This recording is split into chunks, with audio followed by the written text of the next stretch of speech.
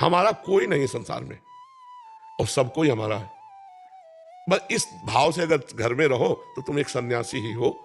और अगर अपने कमंडल और लंगोटी में आसक्ति है तो वो गृहस्थ है, और तुम पूरे परिवार में वो आसक्ति नहीं है तो तुम सन्यासी हो। अंदर से हमें सुधार करना है। हमें भागने के बाद पता चला कि भगवान को प्राप्त करने के लिए कहीं भागने की जरूरत नहीं। जो हम समझ पाए, मन का उद्देश्य बदलने की जरूरत है, अपने आचरण बदलने की जरूरत है।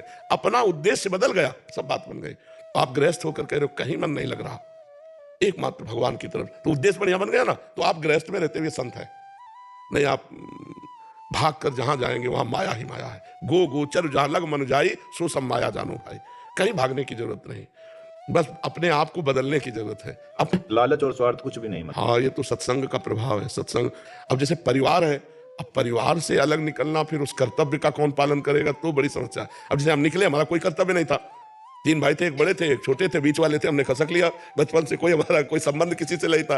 11 वर्ष की अवस्था थी, कोई कर्तव्य नहीं था। जो कर्तव्य थे वो करने वाले थे, इसलिए निकल गए। नहीं, अगर माता पिता की सेवा करना हो या कोई कर्तव्य, मान लो ब्याह कर लिया है, पुत्र है, पत्नी, अब भागना उचित नहीं। अब वहीं बैठ करके भजन करते हुए भगवान की प्राप्ति करो। गृहस्थ धर्म से भी भगवत प्राप्ति होती है।